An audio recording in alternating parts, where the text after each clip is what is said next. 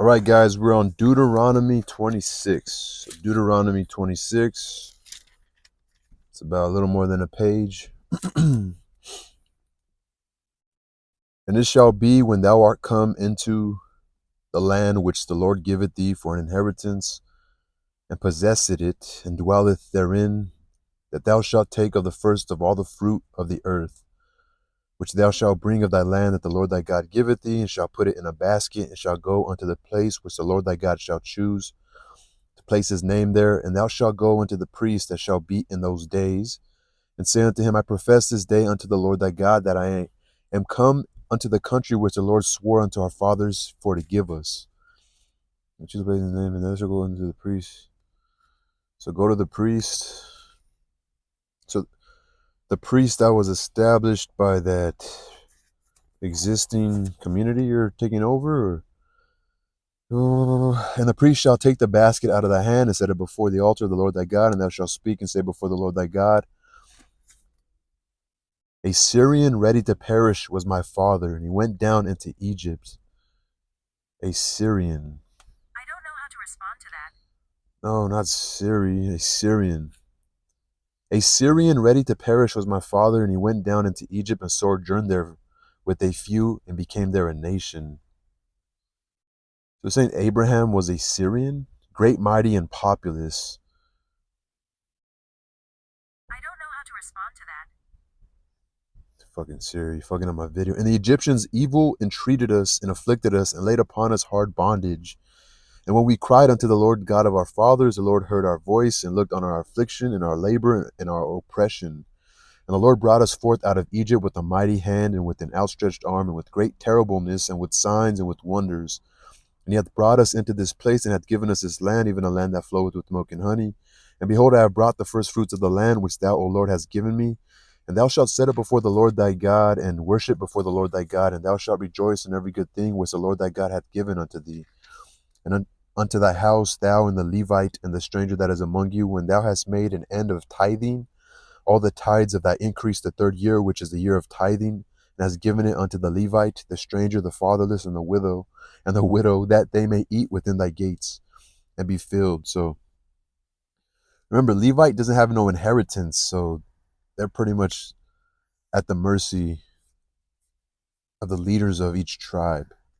So then they don't get no money to have their own house. Like, they're supposed to be holy people that don't need anything. So that's why they're included with the fatherless, the widow, and they may eat within thy gates and be filled. And then thou shalt say before the Lord thy God, I have brought away the hallowed things out of my house, and also have given them unto the Levite,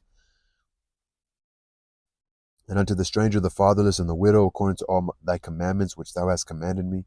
I have not transgressed thy commandments, neither have I forgotten them. I have not eaten thereof in my mourning, neither have I taken away aught thereof for any unclean use, nor given aught thereof for the dead.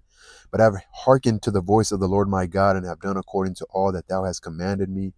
Look down from thy holy habitation from heaven, and bless thy people Israel, and the Lord which thou hast given us, as thou sworest unto our fathers, a land that floweth with milk and honey.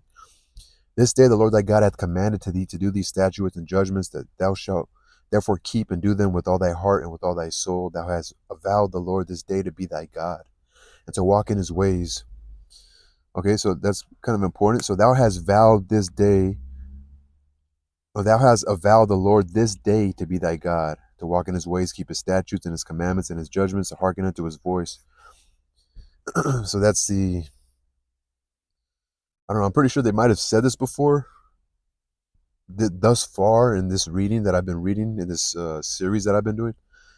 But right here it said, thou hast avowed this day. So this is the day you have vowed that I am your God. So I'm saying, like, let's picture God speaking to the Israelites here. Okay. I'm not saying you guys reading this or have vowed. I'm saying this is the day that has been, and the Lord hath avowed thee this day to be his peculiar people, as he hath promised thee, to be his peculiar people, and that thou shouldest keep all his commandments, and to make thee high above all nations which he hath made in praise and in name and in honor, and all that thou mayst be a holy people unto the Lord thy God, as he hath spoken. So So the Israelites are his peculiar people. Remember, this had nothing to do with Christianity because this is pre-Jesus, right? So Israel right here, imagine being Israeli and reading this. So you are his peculiar people, a special people set aside. And he has promised thee that thou should keep all his commandments and to make thee high above all nations. Remember, but this is an agreement. Like, I've chosen you, but you're supposed to I've chosen you to keep my commandments to prove that I am a real God. And if you don't, I punish you, which also proves that I am a real God. You know what I mean? So that makes a lot of sense now speaking it out loud. That makes sense, and it sounds logical and reasonable. That one chooses you, and if you don't listen, I'm gonna punish you. So you do good, I bless you. I prove myself by blessing you because of the good and evil. But if you do bad, I also punish you because that proves who I am. So that's kind of hard to argue if you think about it. To make thee high above all nations which he hath made in praise and in name and in honor, and that thou mayest be a holy people unto the Lord thy God as he hath spoken. That's interesting. The peculiar people, I don't know, that just seems very profound right there. Something that it just kind of came to me. It's kind of hard to argue that. Like if he was like, you're my chosen people, you could do whatever the hell you want, I'm still going to bless you. That wouldn't seem reasonable and logical. That'd be pretty tyrannical if you think about it.